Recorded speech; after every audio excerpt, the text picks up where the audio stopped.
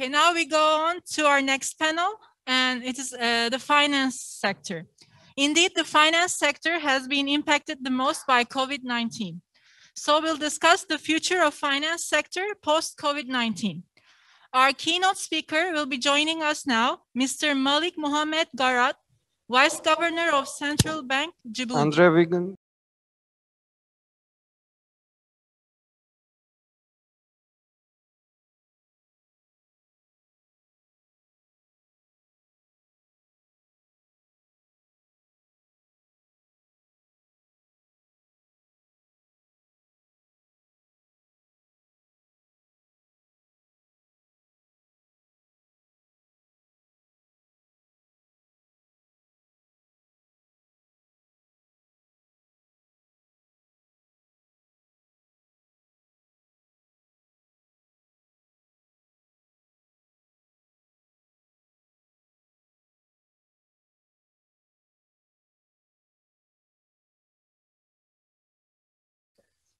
To address keynote about the future of the post-COVID financial sector. As you know, 2020 was a particularly busy and challenging year because of the health pandemic linked to coronavirus, but above all, because of the socio-economic impacts at the international level. Currently, near 120 million people have been infected by the COVID-19, and more than 2.6 million have already lost their lives. The global growth contraction for 2020 is estimated at 3.5%, and the crisis has had an impact on developed countries as well as on emerging markets and developing economies. The economic and financial recession has mainly affected the most vulnerable populations, including women, the young, the poor, informal sector employees, and those working in exposed sectors such as tourism, hospitality, health, and education. Except unforeseen events, the economic rebound is projected to 5.5% in 2021 and 4.2% in 2022, with ongoing vaccination campaigns, fiscal stimulus to support activities in some countries, and then the continuation of more uneasy monetary policy. Distinguished participants, the financial sector has been heavily impacted by the effects of the health crisis, mainly during prolonged periods of lockdown, and sometimes renewed in some parts of the world, on the consumers' behaviors and bank customers. Financial institution customers have had to adapt their payment habits by making greater use of digital, electronic, and contactless payment methods instead of the physical use of bank agencies, the systematic use of ATMs, and cash payments. This is not, of course, a new phenomenon, since it has been observed for many years, but a trend that has accelerated with the health pandemic and will continue in the coming years and decades. The use of modern methods of payment should not create new distortion and disparities at the banking services user level, especially those who are already excluded from the financial system, elderly people, women, and formal sector. Even if the COVID-19 crisis shows a transition from a cash economy to a cashless economy, it is shown that the future of our economies will be via phones and contactless payment. However, some categories of the population continues to prefer cash payment for their transactions and receive their salaries in cash, as in my home country. It is therefore essential that this population have still access to more traditional financial services and use their banking agencies for their operations. In addition, the use of new technologies requires major investment in communication infrastructure and the implementation of specific and appropriate education and financial inclusion programs for vulnerable or elderly population so as not to leave them on the roadside. Investment in infrastructure, while necessary to provide access to affordable services and products, pose significant challenges for countries in transition or in development, given the difficulties of their financing in an international uncertainties context, the scarcity of international financing from development partners, and the decline in foreign direct investment. Ladies and gentlemen, the greater and more systematic use of digital payment system is helping to accelerate the transformation of the banking sector with the closure of agencies and the reduction in the ATMs numbers. This had implication in terms of maintaining the current level of staffing in financial institutions and redeploying them from front office department to those in managing payment systems. Can you hear me? COVID-19 crisis has also shown that financial services have greatly changed because face-to-face interactions and transactions are no longer common. In the future, consumers, especially the youngest, plan to manage their entire financial operation online, such as opening accounts, applying for loans. The development of fintechs seems to be a credible alternative and have an interesting future with new applications to be generalized in order to facilitate mortgage applicants, loans, international payments, and savings. This transition from traditional banking to a digital world will still require time and mentalities change that will take place gradually.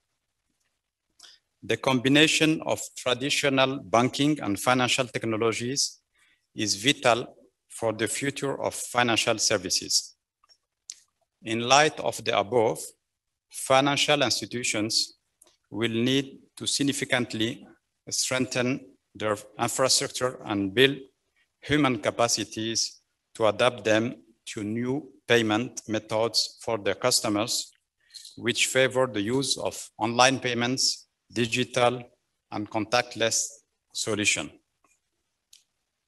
Distinguished participants, to conclude my remark, I would like to say a few words about the future of financial sector in my own country, Djibouti, a small country of 1 million inhabitants with a geostrategic position on the Horn of Africa. The Djiboutian economies show resilience during the coronavirus pandemic, with a 1% recession in 2020 and an estimated rebound of 5% in 2021 and 5.5% in 2022. The government has put in place a national solidarity plan that includes emergency measures for vulnerable population and impacted sector, and assistance to households and businesses in the formal sector to maintain activities and jobs. Djibouti financial sector has shown its solidity during the health pandemic by continuing to support businesses, households, and absorbing shocks caused by the economic and social impact of this pandemic. The authorities quickly put in place economic support measures and temporarily relaxed prudential requirements to mitigate the negative short-term consequences of the health crisis on the banking sector and their consumers. The bank intends to use the lessons learned from this health crisis to accelerate financial sector reforms, such as expanding financial inclusion with UNDP support for women, young people, and those excluded from the financial sector by digitalizing the payment system, introducing mobile money, and extending mobile banking. These reforms will require the establishment of modern payment infrastructure currently being deployed, the adoption of appropriate programs to build the financial sector professional capacity, the financial education of the population excluded from the banking system, and finally, the professionalization of microfinance institutions, financial operators, and digital solution providers. Thank you for your attention. Thank you very much, Mr. Garat, for the valuable information. Now, I would like to welcome on stage as a moderator, Professor Dr. Emre Alkin, an experienced economist of Turkey.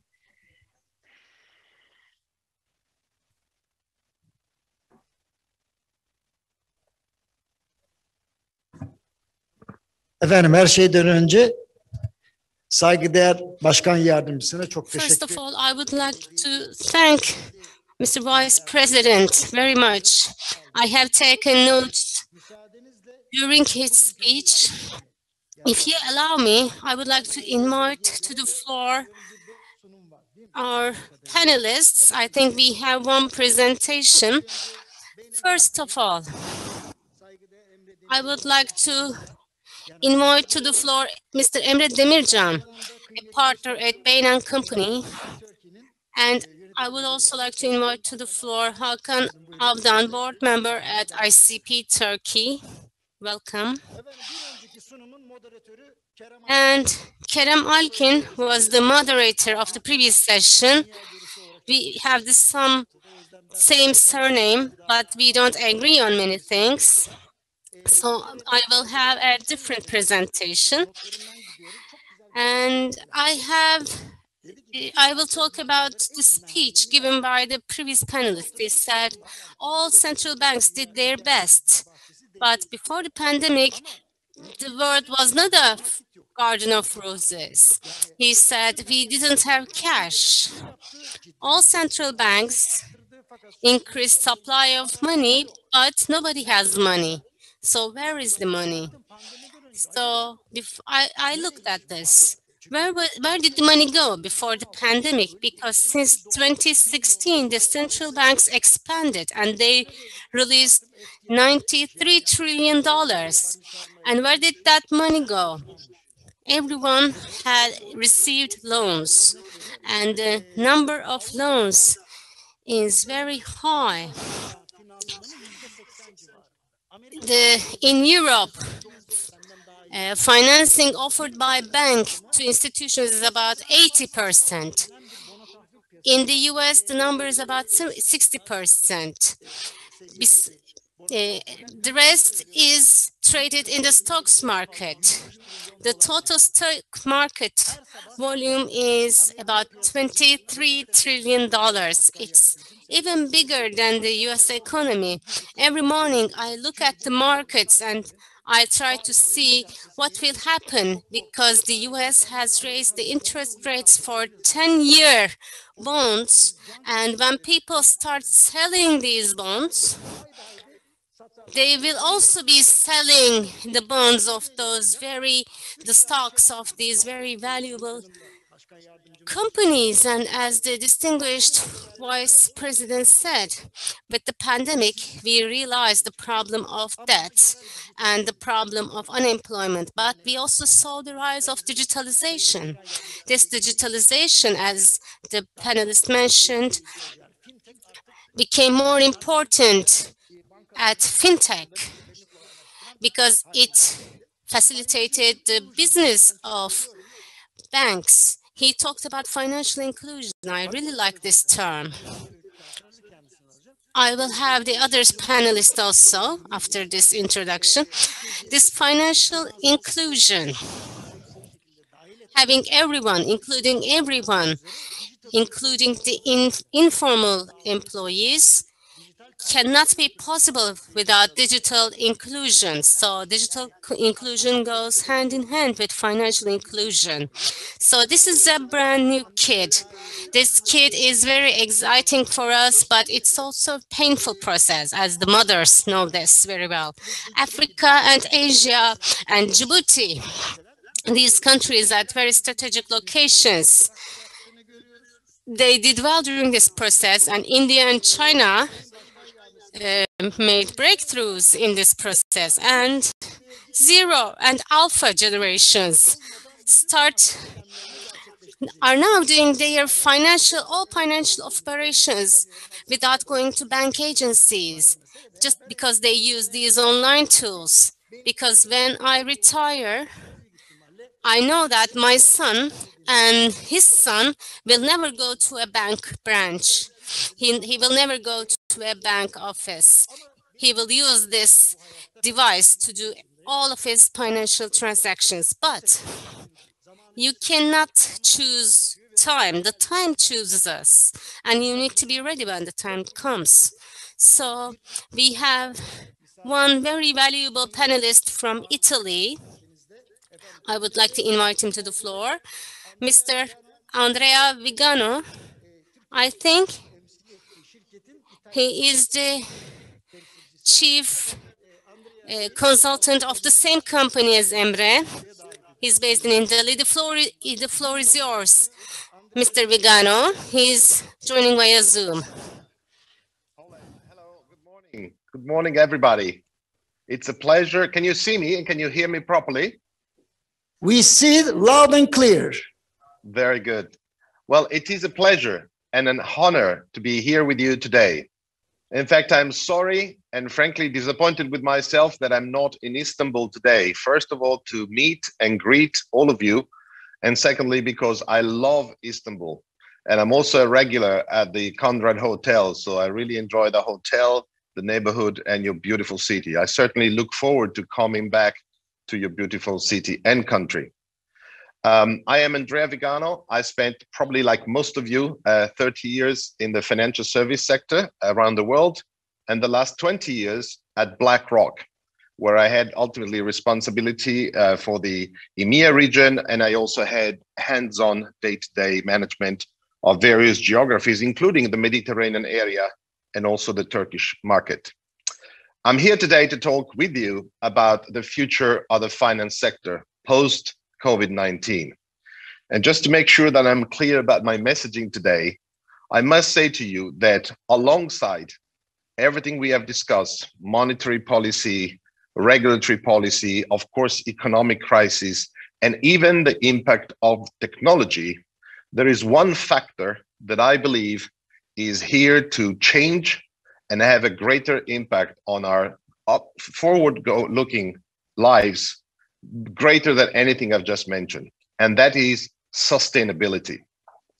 Now, if I can switch to the next slide, as I told you from my CV, I was at BlackRock when Larry Fink wrote the first letter about 5 years ago with a call for purpose. He wrote a letter to all CEOs and the general business community. It was a call to evolve from the traditional mission that most organizations have for themselves. That's a declaration of intent and a promise to the traditional stakeholders of every organization, that being the clients, the shareholders, and the employees.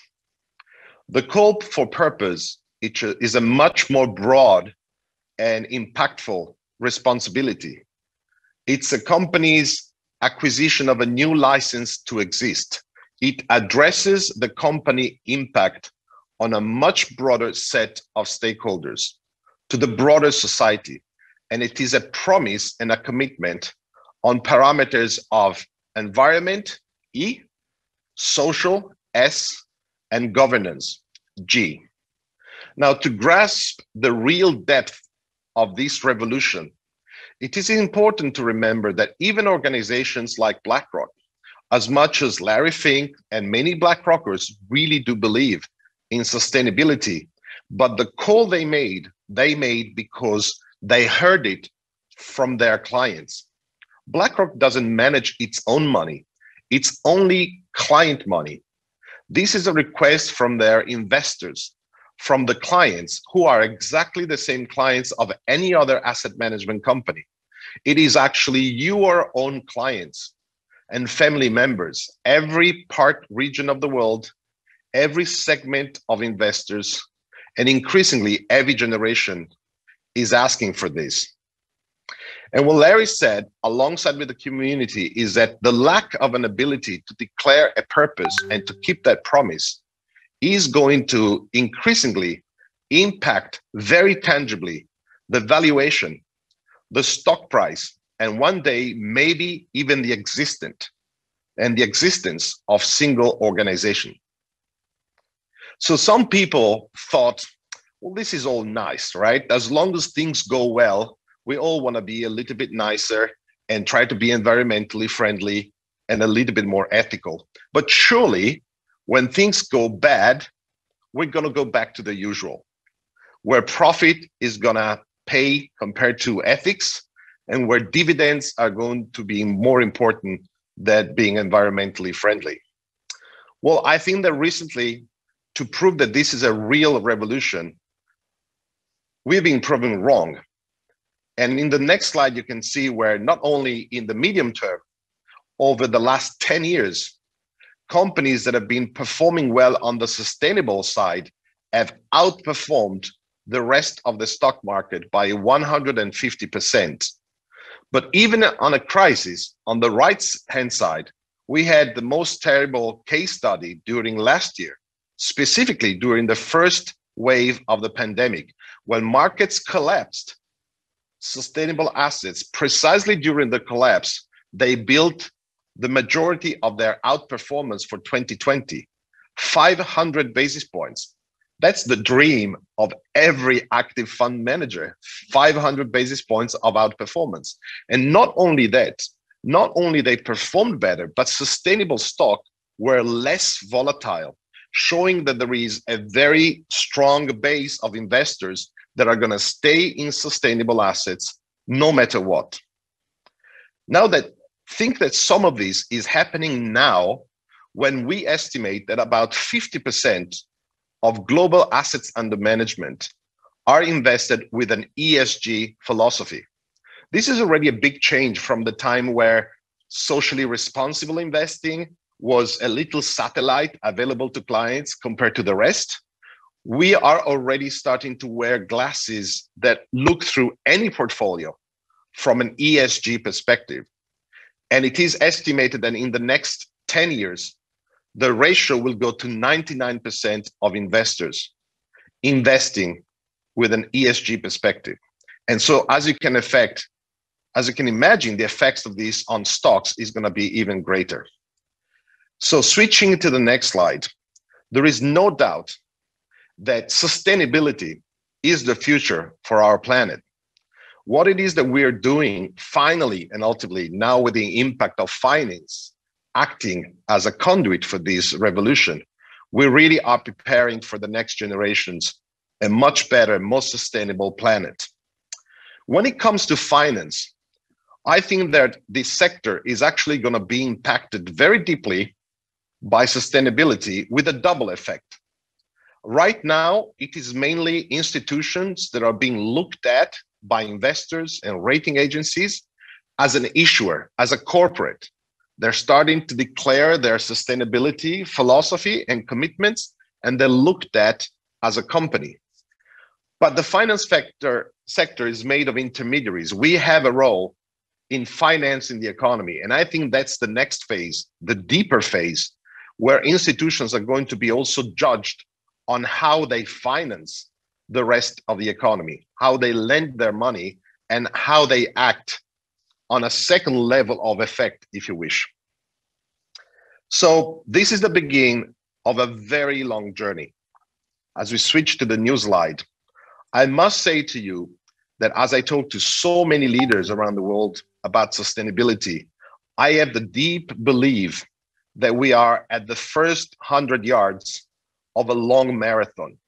So much more has to happen.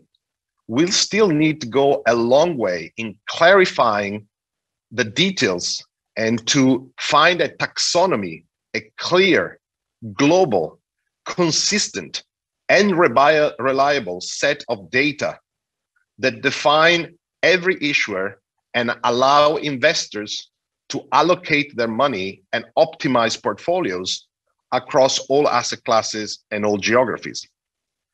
And believe you me, technology here will play a great role.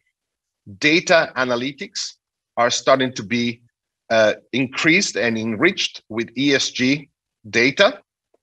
New high quality climate risk analysis data is being developed for single issuers and of course portfolios. And all these risk analytics are being developed across all asset classes, passive, active management, but also alternatives and illiquid are being looked at through the same lenses. So we're starting a fantastic journey, and one that is going to last for a long time and have deep impact.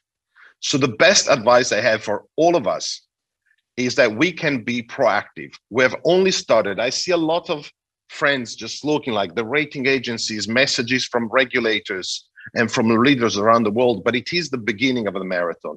So the best that we can do is to be proactive, buy into the journey and speak your mind.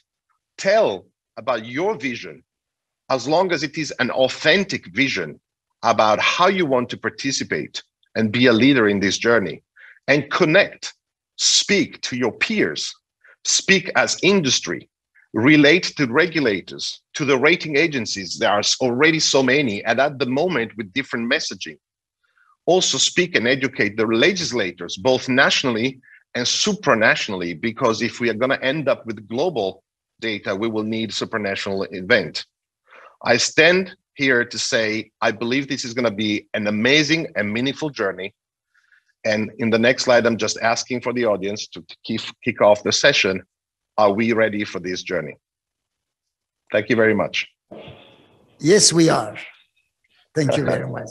Thank you very much. It was a very, very touching, insightful, and also full of information speech. Thank you very much, Andrea.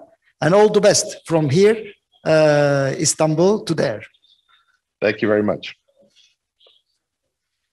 Efendim, Andrea'ya çok teşekkür ediyoruz. We thank Andrea very much. Actually, this is one of the most impressive panels of the 11th Bosphorus Summit. I can say that clearly. And when Andrea was speaking, I really got emotional. I was really excited, and I'll tell you why. The distinguished participant that sits over there, he is the OECD Turkey ambassador. I congratulate him. And when he used to bring home records, and among those records, music records, I was trying to learn English by looking at the lyrics of those songs.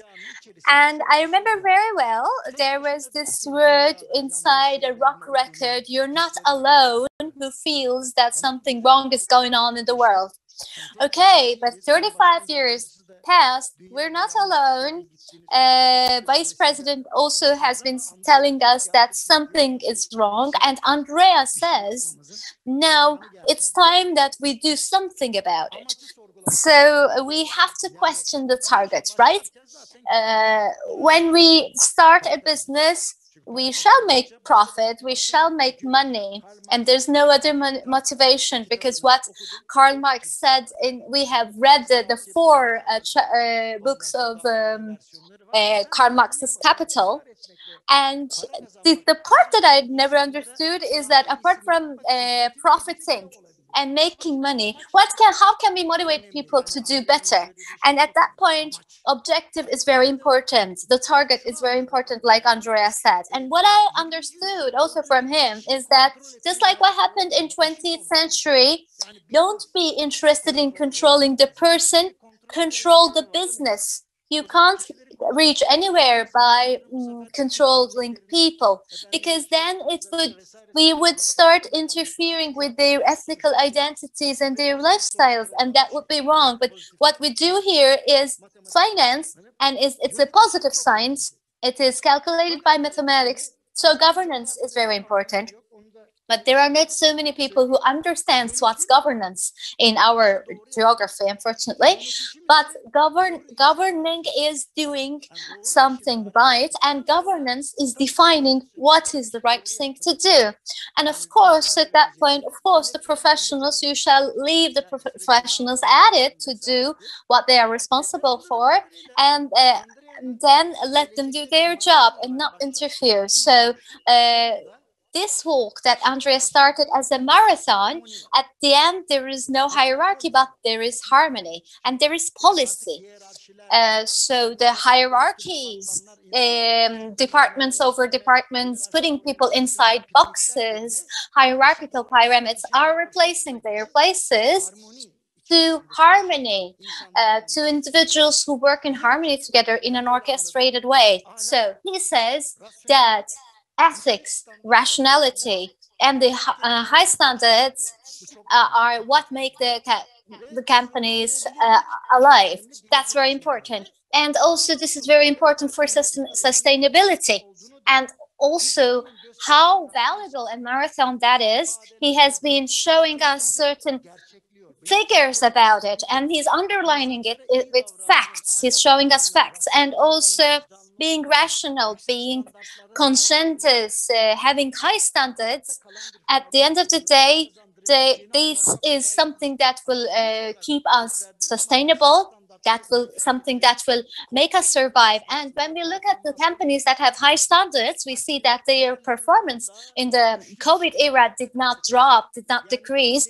On the contrary, they are alive, they survived, so they didn't fall into the sea. So Andrea can be rest assured that there are so many companies in Turkey that were proud of being in the market for 40 to 50 years, but none of them had the high standards that were wished from them, so they are having a hard time to survive. So thank you so much, Mr. Andrea. You have really shown us new horizons. Now, with your permission, I'll start with the next panelist, Mr. Hakan. Both the Vice President of the Central Bank of Djibouti and also Mr. Andrea have put forward the panorama in front of our eyes. I don't know how the interpreter is going to say the panorama word, but this is a good panorama. And within this panorama, in this picture, can you shed light on your part? How is this going? Where is it headed towards? And at the end of this birth pain, what kind of a baby is going to be born? I don't know if you hear me well with the mask on. Yes, we can hear you. Although it's not very comfortable, I'll keep the mask on. So the panelists have talked about it. We live in a changing world, and those that we have forecasted formerly and what we have guessed formerly has all of a sudden become real. Is this digital transformation, that the forecast that there will no longer be offices and there is a huge change. And also another domain of this, the e-commerce. As the Vice President said, the payment systems in the financial systems have changed, and the ways of doing business have changed. So we are facing this at a very early period. All of a sudden we were faced with this situation. Everyone needed to stay at home, and we started to work remote office. And this unexpected turn,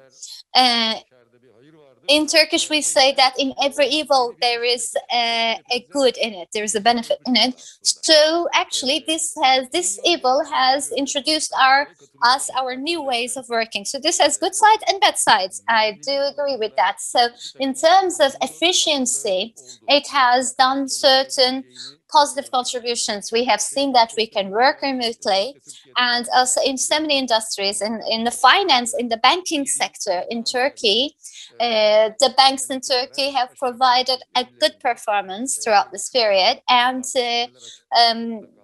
branches needed to stay open, everyone worked, and also with remote access, everyone was able to provide service. So there are so many other sectors that were very negatively impacted, but finance is not one of them, because we have a very good infrastructure for finance. I am in the capital markets there. Everything is electronic, and also in the organizations, connection organizations, everything is electronic. So we can say the following.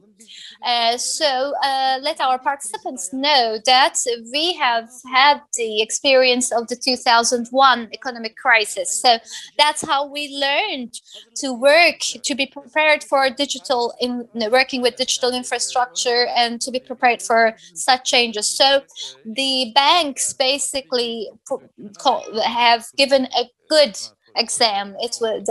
They provided really positive results.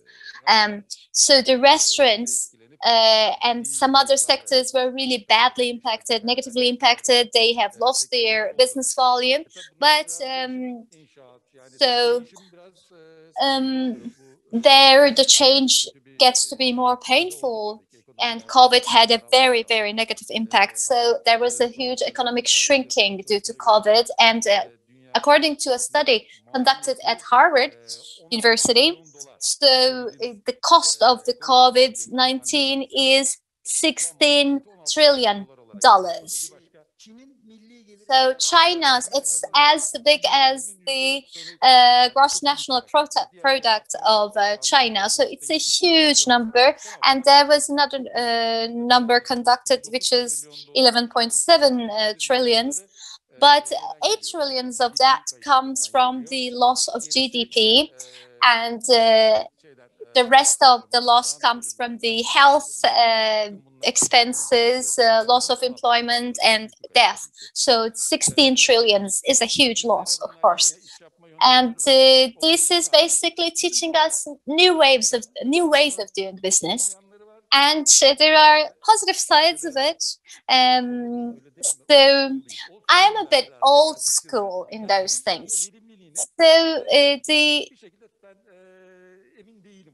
I'm not sure about the efficiency of this.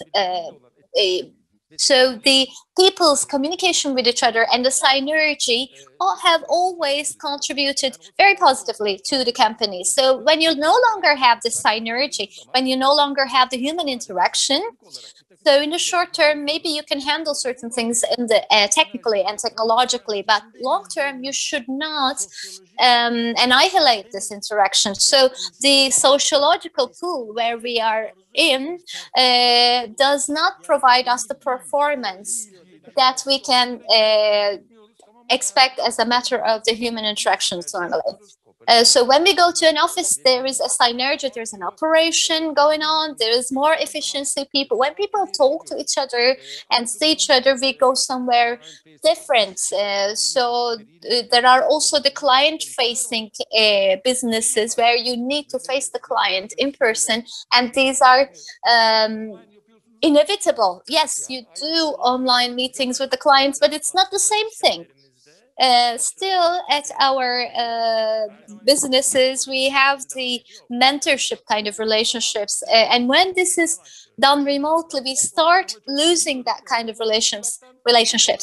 So I do believe in this. Technically, we are able to handle so much stuff, but some of that is, we're not able to do everything within that sphere. So I do online lessons at a university, for example. I don't think that even the lessons are as effective as when they were when you used to do this presentially. So how much interaction is there with your student when you are doing this over Zoom or so? So technically it's possible, but the efficiency is questionable. But of course, that brings about certain questions about infrastructure, such as telecommunication and internet infrastructure. And we tried to develop those, and we quickly adapted to all those new conditions. But in short, I'd like to say, if we have time, I'll also talk about the financial markets. And I'll say, of course, it has positive sides. The companies who adapt to this and who do this, the digital transformation necessary fast enough, are lucky in this respect. And though the others have had a painful process, but we are opening the gates of a new world. Thank you so much. So before giving the word to Mr. Emre, let me mention my experience with that. Mr. Vice President, Mr. Andrea, and all the foreign guests that we have here, I don't know if they know about Turkey. Sometimes they ask me, can you give us a conference in Antalya? Antalya is a city in southern Turkey, so I was saying okay, and I would go there and give a conference for an hour. But now I'm able to give 6 conferences all over Turkey in one day. So apart from its financial contribution to myself, I don't really like it because it's so much work. It's really so, like at midnight we have a Zoom conference. What is the topic? Can't we wait until tomorrow? Oh my God, it's the time when everybody is going to sleep, but we open the Zoom and we start listening to each other. But at my university, there are students from 92 different countries. So when we have a physical session, since you don't know who will find what's funny, you have a presentation almost in Esperanto language. So it's not easy to lead all of this digitally, and you cannot create the same effect digitally. Because, for example, we have some Colombian students and students from Sri Lanka and students from Kazakhstan, and also students from Albania. And I'm giving them master class, the classes for their master's degree or PhD. I asked them, are you there, Manuela? Are you there, Richard? So we spend the first 15 minutes of the class on whether we hear each other well. So I think I give the word back to you, Mr. Emre, to hear your experience on the financial side of it. So when I go back to the beginning of this talk and go back to the sustainability side, when Andrea was speaking, I was thinking, who is paying that and who is benefiting from it? Who pays from it? Who benefits from it? So when the answers to those two questions are not on a par with each other, then certain regulators come and certain regulators put certain regulations and make you pay. So the objective and the tool need to complement each other. So when we were approaching all these themes in the past, many of our clients were thinking of it as a regulatory load. So they were perceiving it that when this regulatory structure came into our lives, that became a law. But as Andrea has shown, when we are talking to our clients, this ESG topic or the sustainability topic is a tool of creating value. Because if it's not creating value on its own, it's not sustainable. And Thus, we work together with the banks constantly, and we see the following. If they are the clients who are suitable to ESG, they have much lower risk costs. And the banks who have formed such portfolios are much able to access capital.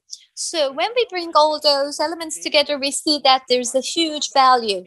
And so it's important to form this value and understand that there's a business case behind this. So who pays and who benefits from this? Questions come to the fore again, and this is a critical approach. And one of the important topics, since we are in the first 100 meters of this marathon, maybe some of us are taking their first 2-3 steps, but the important thing is to have the right taxonomy and to have the right standard language, because within the companies there are different departments or units, and in a holding company there are different companies. So if those companies are not to have a common language when communicating with each other, then it would be impossible to govern that, because if you cannot calculate, you cannot govern it. That's one of the most fundamental rules. And there is a major difference of the COVID crisis than the crisis that we have gone through earlier. For example, the 2008 economic crisis was widespread everywhere globally, but it had a different pace to be spread all over the world. So it started from the finance market in US, and then it was distributed to different regions. But in COVID-19, every part of the world were in a very quick time, in a very short time, every country was affected at an equal level. So there is, in the 2008, and now this is much more absorbable because everyone is being affected by it at the same time.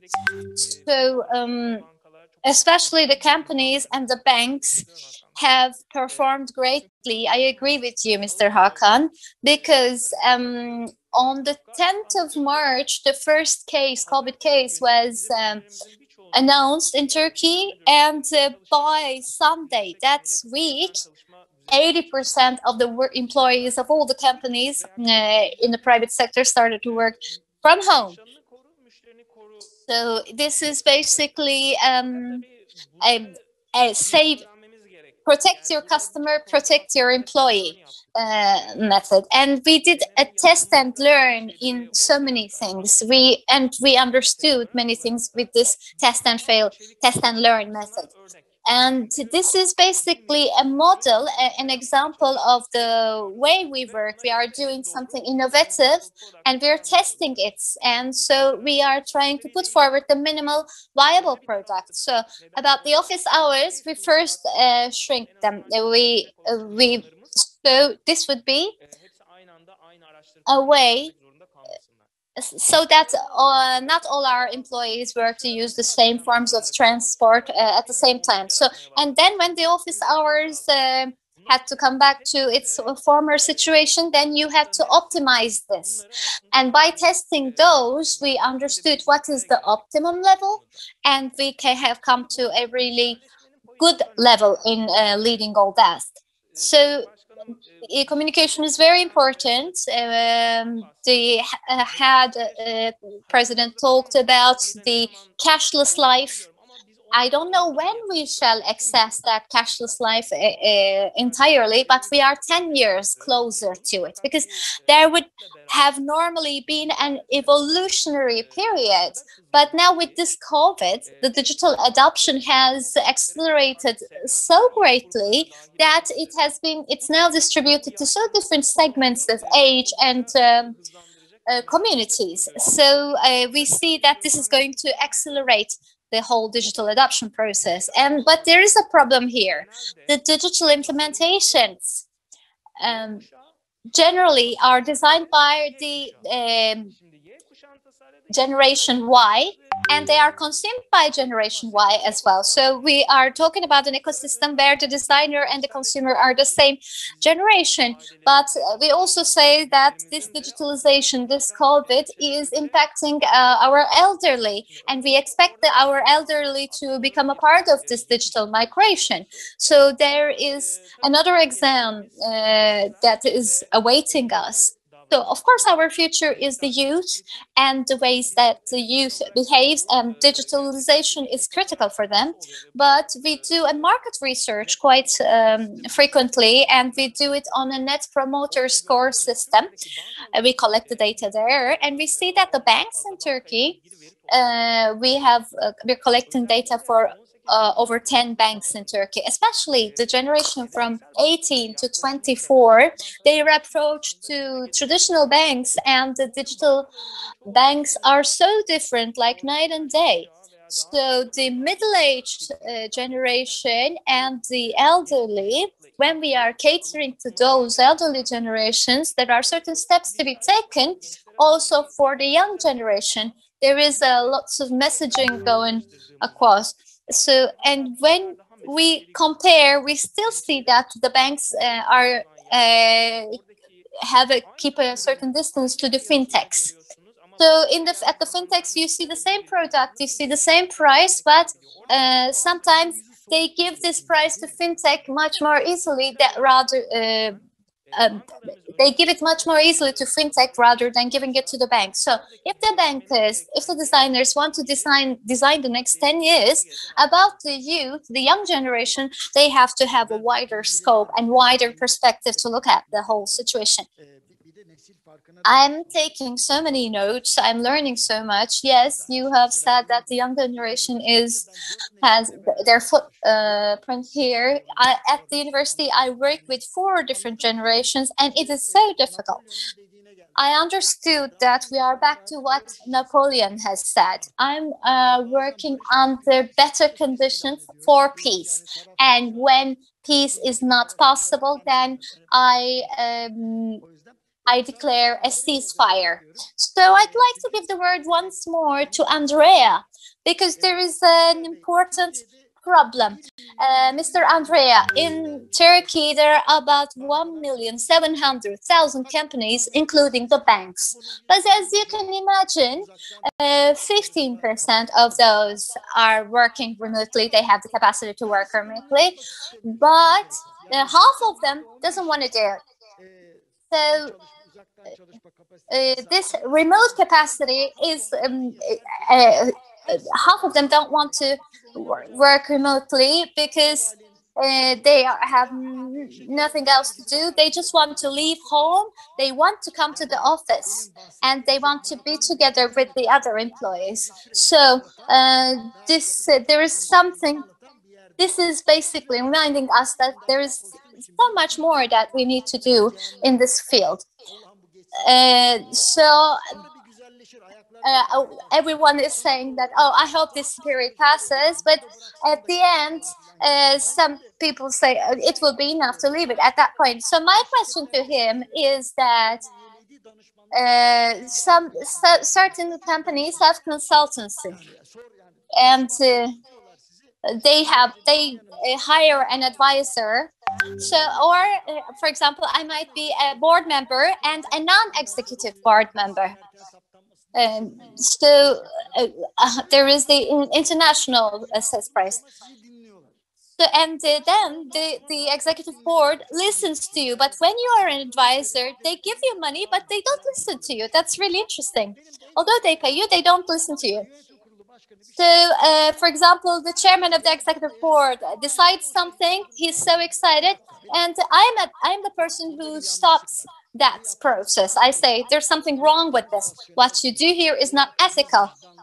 This is not true. What you're doing here is not ethical. If you do those things, we shall be in trouble. And these are short-term solutions, but they will create long-term problems.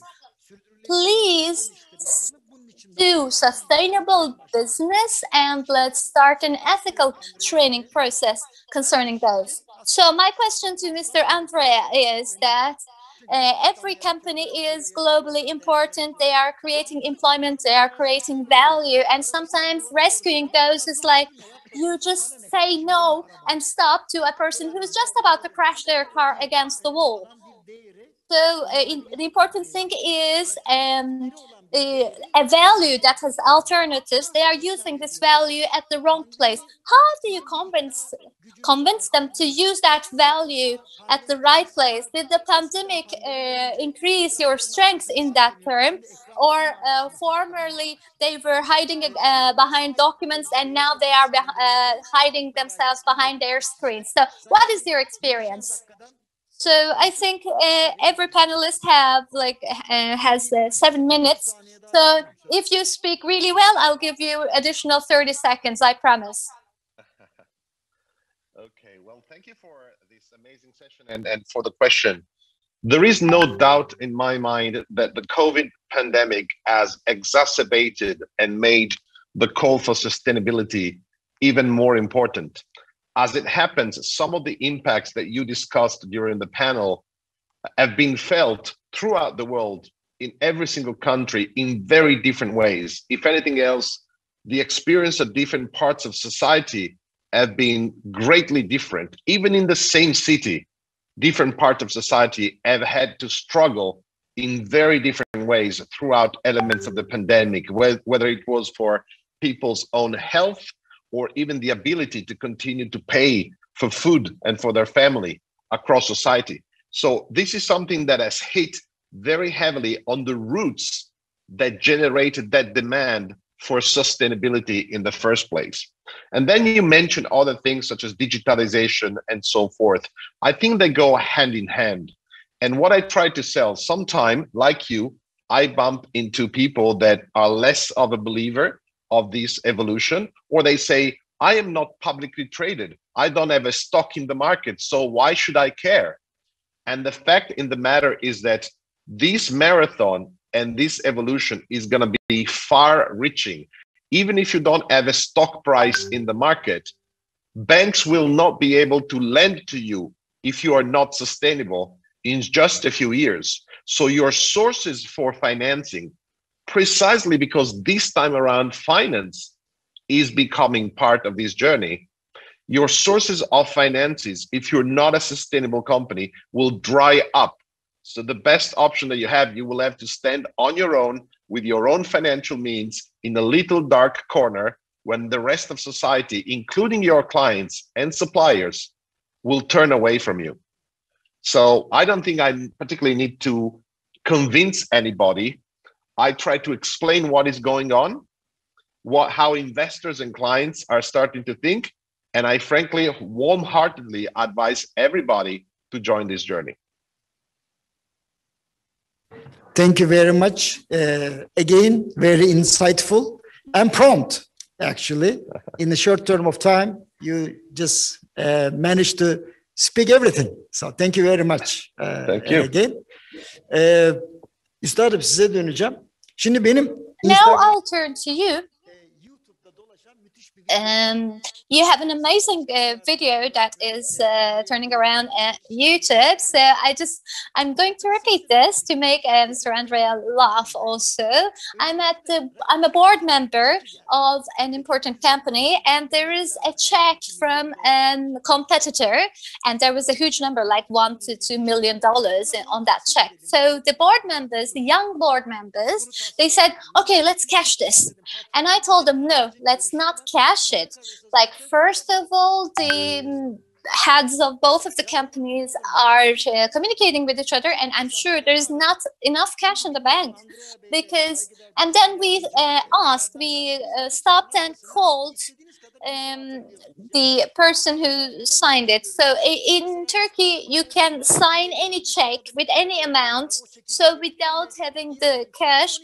So a check that's from someone can change hands 12 or 13 times. So I called the CEO of the other company, and I told him, oh, we have received your check, dear CEO, and you have your signature behind the check. Oh yeah, there might be. And is there money? no, dear Mr. Emre. So he was sure. And then what are we going to do? And I said, okay, dear CEO, I'm putting your check inside an envelope. I'll close it and I'll be sending it to you. And please collect the client checks and put them in an envelope and send them back to me. That's what I told him. So, distinguished Vice President and Mr. Andrea. So, 12 people have handled it. His check went back to him, and our cashing period has extended 12 or 13 months. So, what you say is super important. So, such a flexibility is not the case in a digital world. So the management capital, when the management capital is strong and when it's difficult to do business without reaching the scale, and when digitalization is key. So what is your thought on the financial aspect of this, Mr. Hakan? So prior to COVID and during the COVID, there is an economic environment. What were we going through? We had a really low interest rate, and we come from a very that kind of a background. Maybe we are lucky because at least it's not the governments and banks. The governments and banks, sorry, were able to extend their credit lines, and both the governments and the companies could do that. So what did this bring about? This brought about more, taking more debts, becoming more in debt. All the governments and all the companies have taken more debt. And of course, that's an important data for the whole finance sector. And also in terms of the financial sectors, the financial markets give a very quick response to that, and the expectations are sold before they are approved. So there is, and they got along better. So the Turkish stock market, let me give some examples.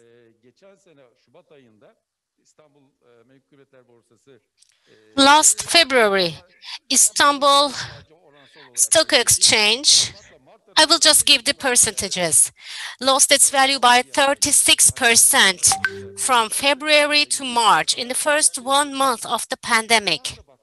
And when you look at it now, it is plus 91%. So yesterday it was 1530. So it is now 20% higher than its pre-COVID value. So don't sell out very immediately, otherwise you will be sorry.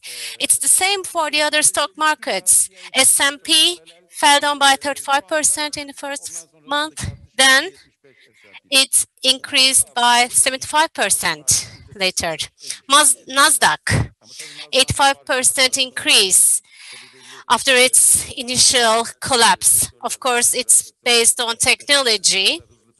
As you know, the conventional companies did not perform very well on the markets, but as you know, since the technology markets are traded on Nasdaq, they did well. Nikkei and the German market, they did similarly, and it's about 12% higher than their pre-COVID levels. So in the beginning of the COVID, stock markets fell down very quickly, but then they recovered relatively quickly because in 2008 crisis, which took 4 or 5 years to overcome, these things were different. But this time we had the vaccine and it took shorter to recover.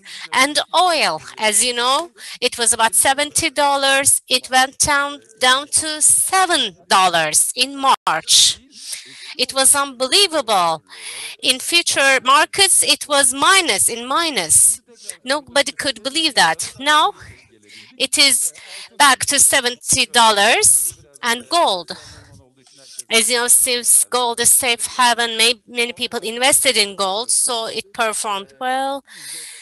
And there was an increase of about 40%, but now it's about the same level as it was before COVID. And with the vaccine, we have seen a fast recovery, and this is mainly because of the abundance of money, the supply of money. The Fed in the US, the European Central Market, after COVID, they started a monetary expansion policy, and Federal Reserve had a balance sheet of, it was of $4.5 trillion after 2008. It was a huge expansion. Then it recovered, went down to $3.8 trillion. Now it is $7.5 trillion. So there is a huge monetary expansion. And this expansion, it first goes to monetary markets. Andrea knows this very well. ETFs received $7 billion. But during the pandemic, the Istanbul Stock Exchange did a similar performance, and there is a trend here. As you know, the young generation has an increased appetite for the financial markets because of the technologies available. The number of investors stayed at about 1 million for 20 years, but now it's about more than 2 million. This happened in the last 1 year. And another example, in the US, GameStop mania. You heard about this in the stock markets. There were small investors, many of them. Of course, there was an impact of the social media. They were organized on Wall Street, Reddit forums, and they started buying the stocks of GameStop, and we saw 8,000% increases. And this shows that people are more interested in financial markets. The young generation particularly, they use social media and they use small amounts of money, but when there are a lot of small investors like this, you can see exaggerated movements in the markets. And this is also the same in the cryptocurrencies. So in Turkey, we also have the social media impact. Social media is having a significant impact on the stocks. We need to do the same. So there is a changing trend because of the COVID. And of course, with the changing generations, these cryptocurrencies are traded by small investors. And also, small investors organized on social media have declared war against big Wall Street companies, the banks, the big financial institutions. These investors are challenging these institutions. They're saying, we are here, we can challenge you if we want. So there is a social message here. So there are changing trends, and for the banks, as you mentioned, there are new payment systems, non-cash society, open banking, active banking.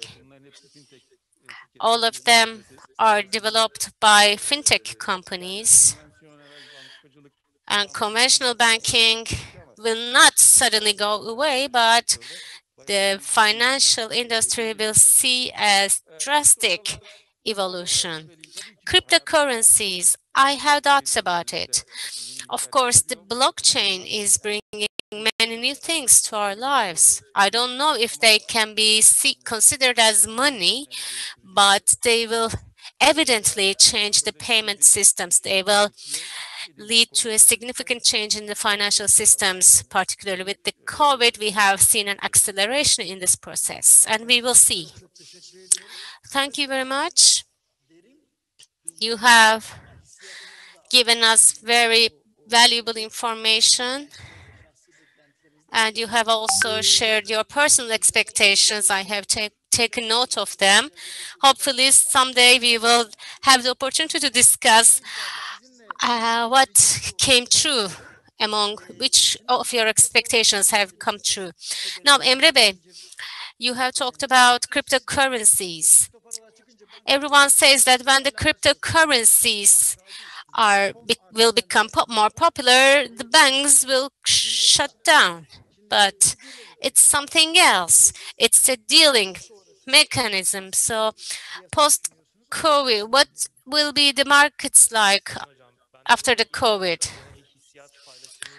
Well, I would like to first start by sharing my feelings. I have some concerns. And I'm concerned because now I would like to go to the fundamentals of this issue. I'm concerned because of the quality of the assets.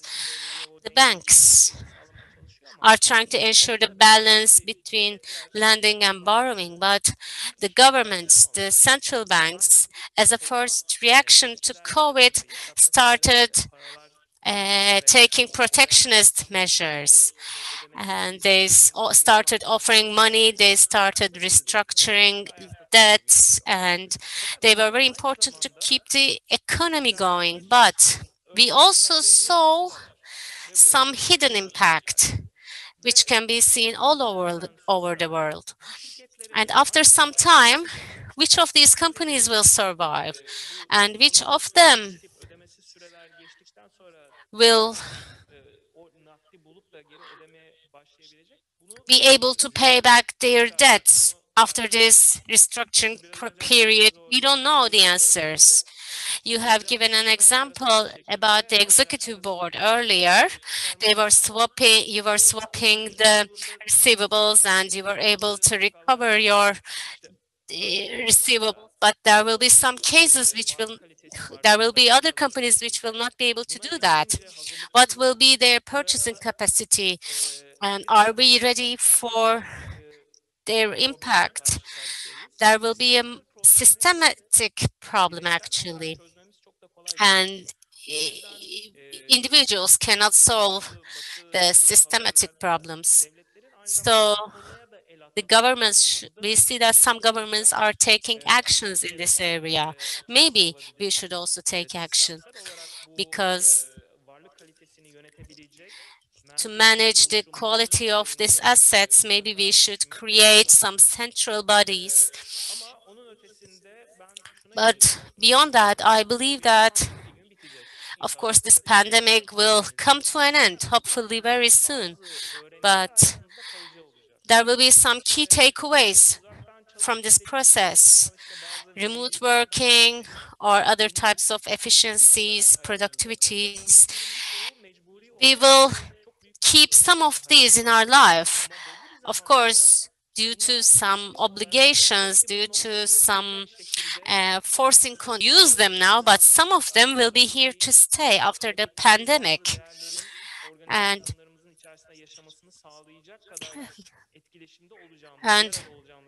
of course, we will have an interaction to keep the team spirit alive. But beyond that, there are other productivities which will not be maintained in the future. So we will choose and keep some of the takeaways from this process. And those who optimize this process best will be the key winners. We have only a few minutes left, so if you allow me, I will behave a little bit. When I ask a question about the COVID, I say, what is the first adjective? What is the first feeling when you hear about COVID? Maybe, I don't like staying at home. When I wake up in the morning, I leave the house. I leave the house only for sleeping and having coffee maybe. But this didn't happen this time. When I think about COVID, I think about my home. I live in a high-rise building, so I sit in my chair, I take a cup of coffee, and I look at the view out of my window. So COVID is equal to home for me. So in the future, people will be watching this video. For them, Andrea, what would you say? What is the adjective that you would describe COVID? It's a very good question. I'm thinking of a revolution in a good way, not a bad revolution. But I think that COVID is going to change the planet for real. I don't think we'll, in any aspect of business, personal life, and so forth, we will never go back to January 2020. This is something that has somehow forced everybody to respond, experience things in a different way. And we have learned certain things, hopefully the good ones. And we're going to move forward because this is the nature of humankind. We're going to move to something better. And so like any other test, I think in everyone's life, I find that challenges are always a great opportunity to improve each other's. Successes are good, they feel good, but they don't help you to improve yourself. So COVID has been a tragic, very painful, and still is being a painful test for humanity, but we will get out of this and we will come out stronger and hopefully with a more sustainable world. Thank you very much. It is indeed a revolution, because if you ask my beloved, staying at home, for me, it's a revolution, really. It was a revolution for me as well. But you're right. It's a revolution in a good way, which means a speedy evolution, speedy evolving, this revolution. Üstadım, söz sizde. Nasıl böyle pat diye sordum. So the floor is yours, please. Evolution, revolution, I think there is something happening, of course, but from a more humanitarian perspective, there is a tragedy. Many people have lost their lives.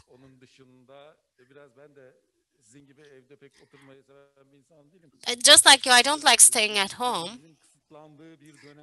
I believe this has been a time, I will remember this time as a period where our freedoms were limited. Thank you. I think last weekend, it was the first weekend when we didn't have the lockdown after a long time. And when the lockdown was eased on Saturday, I took 20,000 steps. And on Sunday, since there was the lockdown, I took only 200 steps. So I think we need to protect ourselves, to protect the whole system, because as we talked earlier, you cannot say, should I crash into this car? You shouldn't crash into cars. So you shouldn't ask yourself, should I get infected? You shouldn't get infected. You should protect yourself against the virus. First of all, I would like to thank the Vice Chairman of the Central Bank of Djibouti, Mr. Ahmed Osman. I would like to thank Andrea from Italy. I would like to thank Hakan and Emre. I hope one day we will come back together at the 12th Bosphorus Summer Summit, and we will be physically together here at the Bosphorus of Istanbul. And with these wishes, I would like to thank you once again. Thank you for joining.